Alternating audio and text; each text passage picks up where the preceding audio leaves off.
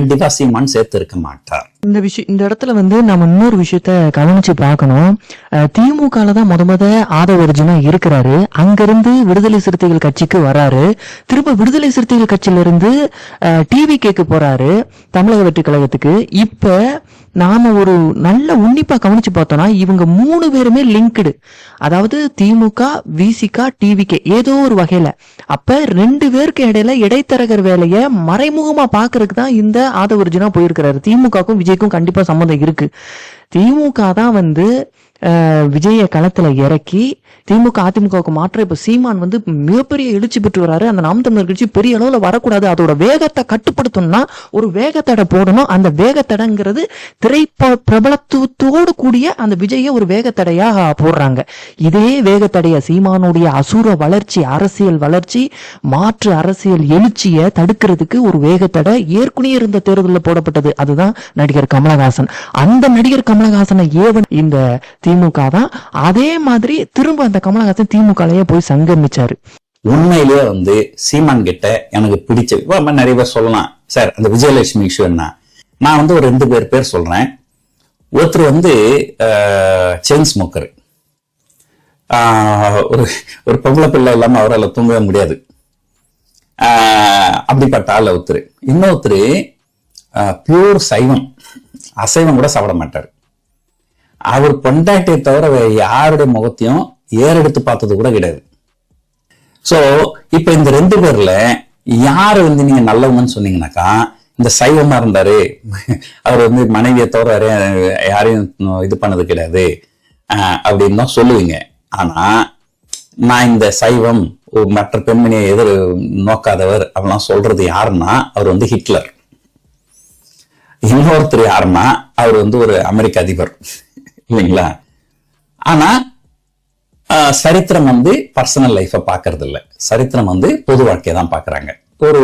ஒரு சிஎம்ஓ அல்லது பிஎம்ஓ அவங்க பர்சனல் லைஃப்ல எப்படி இருந்தா நமக்கு என்ன வந்தது இல்லைங்களா, நம்ம நாட்டுக்கு என்ன செஞ்சாங்க அப்படின்றதான் பார்க்க முடியும். எம்ஜிஆருக்கும் விஜயகாந்துக்கும் இருக்கிற ஒரு மிகப்பெரிய ஒற்றுமை என்னன்னா 2 பேருமே மனதளவுல ரொம்ப நல்லவங்க. இப்படி இருந்தா நமக்கு என்ன வந்தது இல்லைங்களா, நம்ம நாட்டுக்கு என்ன செஞ்சாங்க அப்படின்றதான் பார்க்க முடியும். இந்த இடத்துல PR சுந்தர் அவர்கள் சீமான் அவர்கள் மேல வைக்கப்படக்கூடிய அந்த பாலியல் குற்றச்சாட்டு, விஜயலட்சுமி வைக்கக்கூடிய பாலியல் குற்றச்சாட்டுக்குமே பதில் சொல்லியிருக்கிறாரு. அது அவங்களோட பர்சனல் லைஃப்ல இருக்கக்கூடிய குற்றச்சாட்டு. அது உண்மையா பொய்யாங்கிறது வேற, அதுக்கு ஆதாரத்தோட உள்ள குற்றச்சாட்டு அப்படிங்கிறதையும் பார்க்கணுங்கிறத பின்னாடி சொல்றாரு. ஆனா ஒரு அரசியல் தலைவர் அவருடைய அரசியல் வாழ்க்கையில அவர் நமக்கு கரெக்டா மக்களுக்கான சேவையை செய்யறாரா, அதுக்குரிய இதெல்லாம் கரெக்டா பண்றாருதான் பார்க்கணுமே தவிர அவங்களுடைய பர்சனல் லைஃபை பார்க்க கூடாது. இது மாதிரி உலகத்துல எத்தனையோ தலைவர்கள் இருந்திருக்கிறாங்க. இந்தியாவில், தமிழ்நாட்டில் எம்எல்ஏ எம்பிஸ்ன்னு பார்த்தோம்னா எல்லாரோட பர்சனல் லைஃப்லயும் சில சிக்கல்கள் இருக்கும். அது உண்மையா இருக்கலாம், பொய்யா இருக்கலாம், பொய்யான ஒரு குற்றச்சாட்டு அவங்க மேல வைக்கப்பட்டிருக்கலாம்.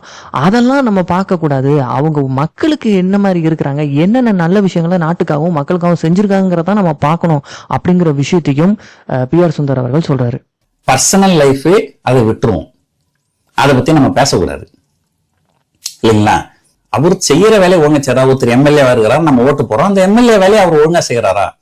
அவர் ஒரு பொண்டாட்டி வச்சிருந்தா நமக்கு என்ன, 2 பொண்டாட்டி வச்சிருந்தா நமக்கு என்ன. அப்ப நான் என்ன கேட்கிறேன், ஒருத்தன் ஒரே பொண்டாட்டியா கூட இருக்கிறான், நல்லவனா இருக்கிறான் இல்லைங்களா, ஹிட்லர் மாதிரி. ஆனா ஹிட்லர் மாதிரியே பண்ணா ஓகேவா உங்களுக்கு? அப்ப அது லாஜிக் இல்லைல்ல.